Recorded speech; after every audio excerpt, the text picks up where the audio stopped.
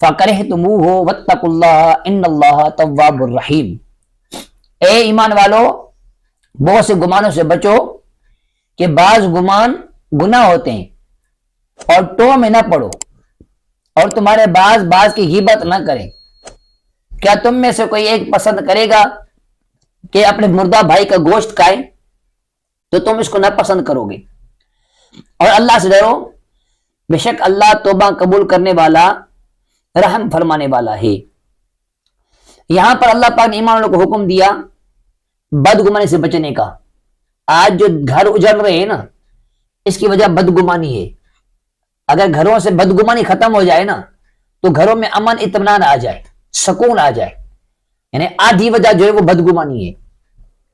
آج جو مسلمان لڑ رہے ہیں نا آپس میں، اس کی وجہ بدگمانی ہے۔ جو دوست کے خلاف ہو جاتا ہے